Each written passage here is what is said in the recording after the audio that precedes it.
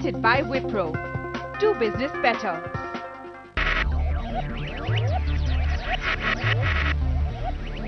Focus.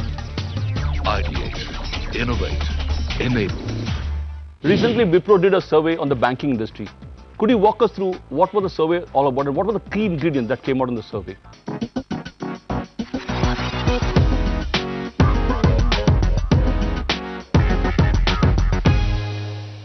Let's get into financial inclusion. So 41% of the country's population are unbanked, nearly 102 million households. So what prevents from getting these people into the banking system? Is it technology? Is it cost? Why are we shying getting these people into the banking space? I think currently there are 2 or 3 issues that are clearly visible. One is the cost of delivery of banking services is reasonably high, and therefore unless it just does not make business sense. It's not profitable enough in the current model to be able to deliver to a strata below a certain level. Yeah.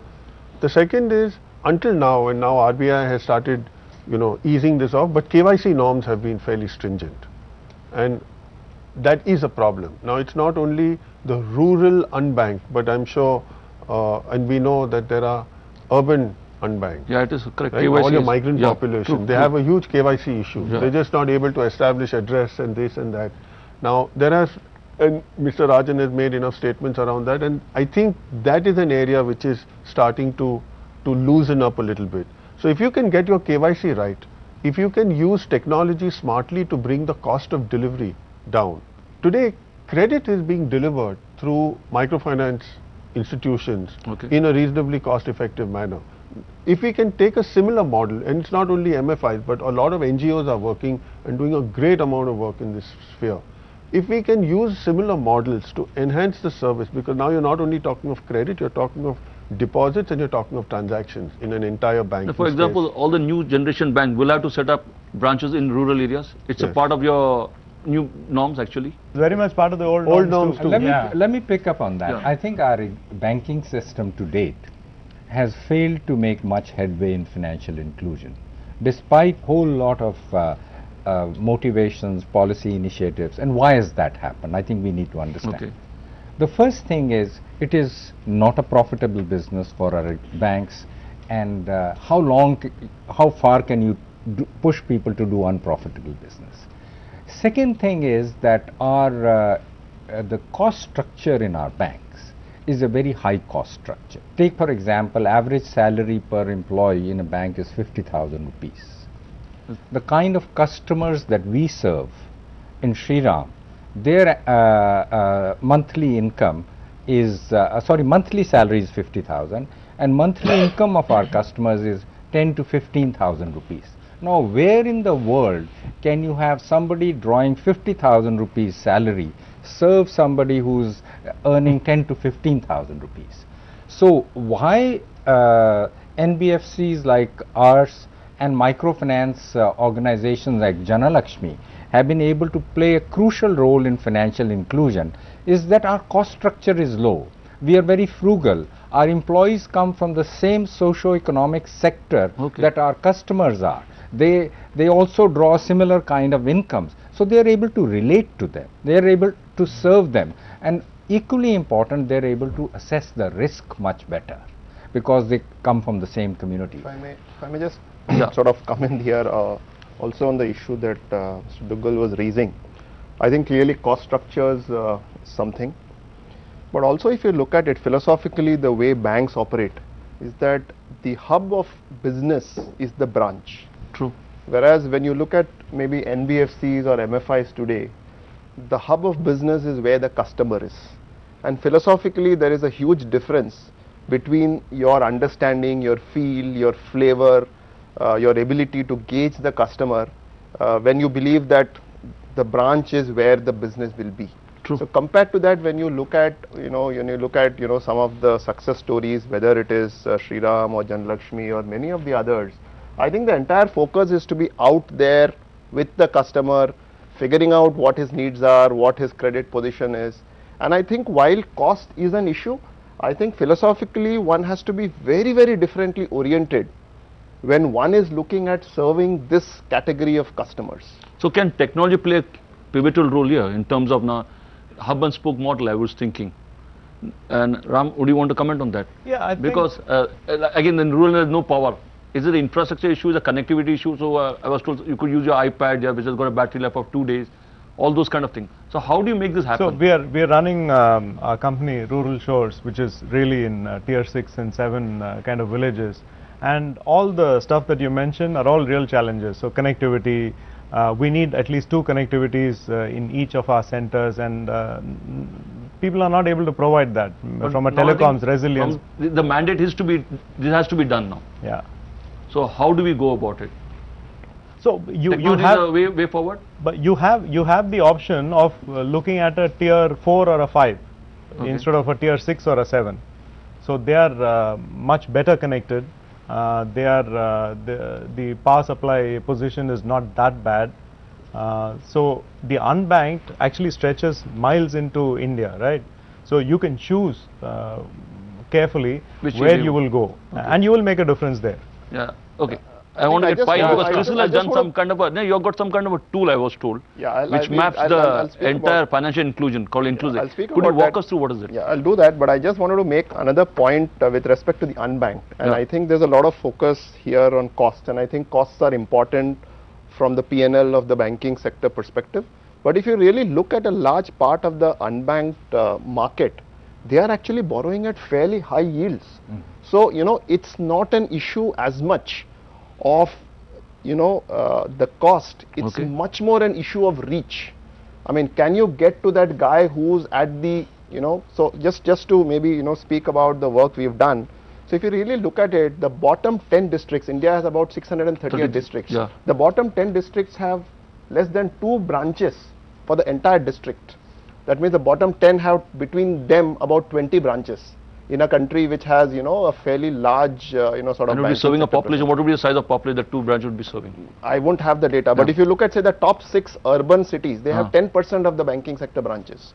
So really, you know, the issue is, you know, the fact that how do you reach out to that customer, and which is really some of the you all stuff done like some study now that what does it show actually? Yeah, so the study is really, you know, it's actually an index called the CRISIL Inclusix. Okay. So what the Inclusix really, you know, stands for, it measures financial inclusion not at a very global generalized level but at a district level. So I can give you a financial Inclusix credit score at a district level on 3 parameters. There is branch penetration, there is credit penetration, and there is deposit penetration. So I can actually tell you what is the status of each district on these parameters.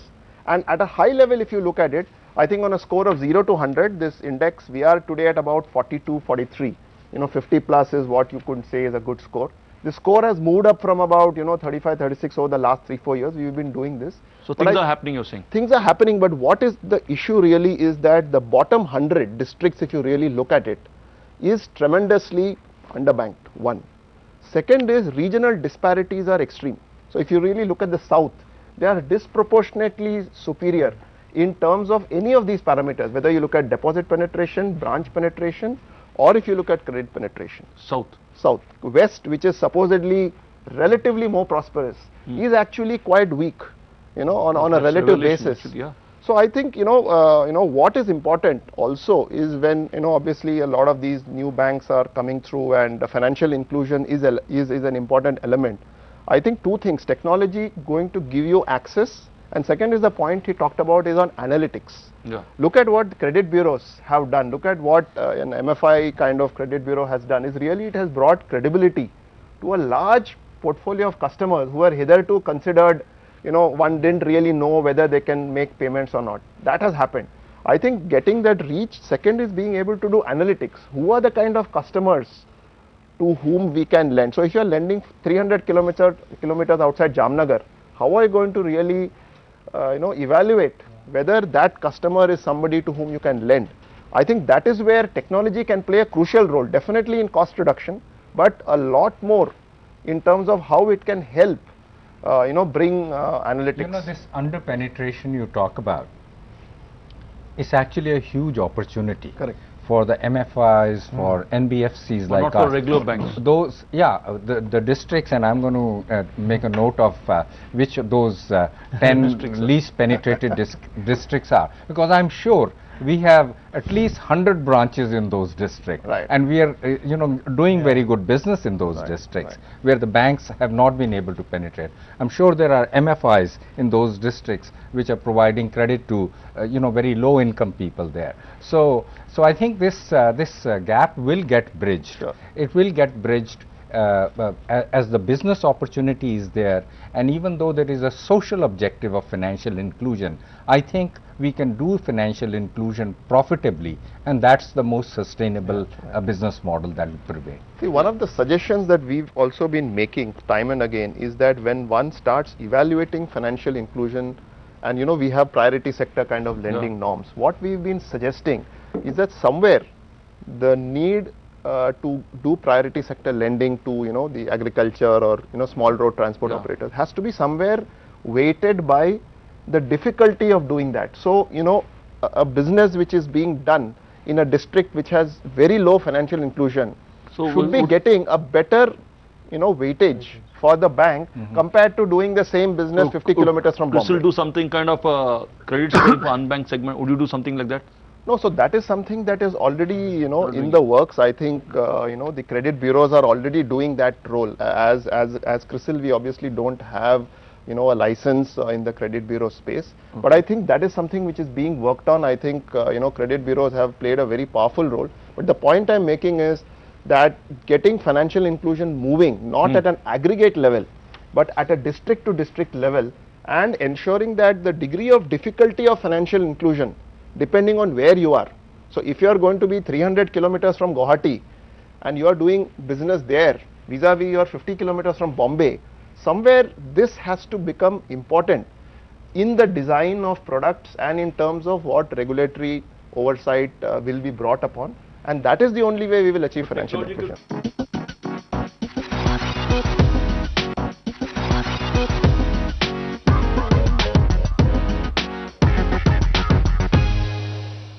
Technology could bridge the divide to a large extent, Sumitro? That's right. So, to the point which he said that, you are so many kilometers away from Guwahati versus so many kilometers away from Bombay. It's a very important thing because there is a degree of difficulty, right, even though both are 50 kilometers away, right. So, overall, my view is that from a social context, right, I think we have a responsibility to make them inclusive. From a business perspective, I personally feel, right, that there is huge potential, right, and it is up to us that because there is volumes out there, right, that is the important thing. So it is just like one can say India's strength and weakness both is population, right. So when mobile came in, right, it is just because that such a vast majority of population really could adopt to it, that it became a very serious business. So same thing applies here, right. It may not be a high percentage margin, but the thing is it's a low margin but high volume, absolute margin will be good. So ultimately, right, you have to deliver a solution which gives you the minimum amount of percentage margin and ensure that I can address a large mass of people, because the mass is there. So that's where the trick is. Yeah, so Yeah, Ravi, just to add over there, I think technology will be part of the solution, goes without saying. But I think the other clear thing which we see is, I think reach is what we are saying is the critical sort of element which is missing. And when you talk about the distance from where the consumer actually is, the question also becomes about literacy, because ultimately when you are reaching the last mile person and you want to equip him and empower him using technology, we are today talking mobile banking, so he is able to transact on the mobile. But to create that belief system, to educate the consumer how to use the mobile as a wallet, how to do payments, what is the security around it. So there's a significant amount of learning curve over there, so it needs to come into play. So I think that is another critical part. And when we look at the business correspondent model of the banks, for example, while it has penetrated and gone much beyond, the ability to engage with the customer and invest in consumer literacy is something which is very critical. So going forward, that becomes a very important ingredient to make it a success, to create the final. I want to ask Ram and both of you actually, how will you see technology shaping the banking industry in the next 5 years? How will it be 5 years from now, banking? In terms of technology, technology we has never been thought shaping 10 years back banking. what we do today. So how, in terms of technology, what is your take? Yeah, technology has been shaping banking for years and years now. Clearly, the affordability of technology, new paradigms like cloud and big data analytics, being able to actually predict what the customer wants and being able to quickly stitch together that product at the appropriate time. So timing is also very essential. You can't gauge a need and then fulfill it maybe 6 months, 7 months later. So when a guy is standing in front of an ATM, if you're able to give him a loan because he's wanting to withdraw money which is not there to pay for some hospital bills, these are the kind of things where you live in the moment and you're able to satisfy a need at that particular point in time. That will be the winning formula. So that's how technology got to be used. Absolutely agree, and I think the other part would be the direct banking channels, because that is where the reach or the ability to reach out to the customer comes in. Now, very much an urban phenomena, we all today use internet banking, but penetration of internet across the country is naturally not going to be the same as the penetration of mobile, and that is where it comes around to saying that mobile banking can become a very potent tool to enable the customer to start transacting. So how many of us today go to the branch to do banking? I don't think, I haven't visited a branch for the last 6 months, and I do all my banking from my office. It's an urban phenomenon. So, but if I go to the rural scenario, the idea again is equip the consumer, get the money in a digitized form on the mobile, because payments does become the first pillar of financial inclusion, and if I give you the power to put the money on the mobile and use it for payments, I think that is the starting point of the journey for me.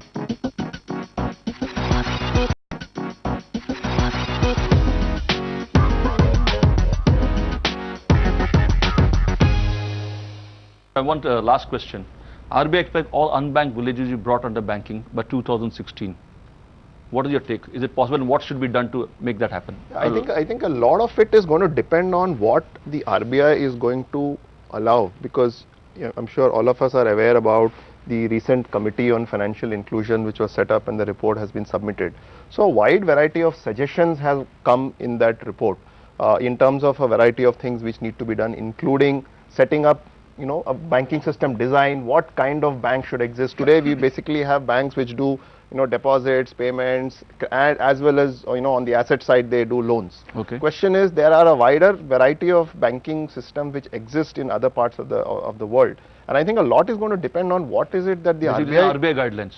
I think that we will need to wait and watch in terms of what are some of the things that they may actually allow. What RBI is saying. I think we'll have to wait and watch and see. Mr. Panjwani. Doable, not very sure whether it's doable in 2 years, but otherwise doable. I think it is doable if it is linked to Aadhaar and covers the customer segment, and you say prepaid cards, mobile are permitted means of bank financial inclusion. If you say only a bank account in inclusion, then it won't happen. But any form of access to money, whether it is prepaid card, mobile, and is linked to direct benefit transfer, then I think it is possible. Mr. Dugal, your take? I think it will happen, probably not that time frame, but it won't happen because RBI has so mandated. It will happen because the opportunity is so large. It will happen because technology will play a major role, particularly mobile technology, and I think more and more people will have the benefit of banking services. But whether all villages will get connected or no, I'm not so sure. Okay, Suresh. I think clearly, directionally, if we see the report, there are very good recommendations which open up the ecosystem. The comparisons with some of the prepaids, which have worked well in other countries overseas, is the ability to then have an open system. So something like a payments bank, which has been recommended, is a very key pillar, which ultimately is giving it is giving you the ability to have an open ecosystem with the same level of governance, but which is risk adjusted. You create an ecosystem where you can move money, you can do payments, and mobile becomes a very avid means of doing it. So I think very much a reality. Very optimistic, Mr. Ram. Yeah, I think it's definitely doable, but like what Arun was mentioning, the motivation behind doing it has to be business. So if there is business to be done, then banks will open accounts, because just opening accounts and keeping them on the host system is not going to be of any use. But if you say that I have a means of transaction through the mobile and include it as a bank account, then it's all done. Or DBT can also happen simultaneously, as you said. Yeah, you don't need a bank account for doing it. You just transfer it to his mobile. Okay, so the last word for you.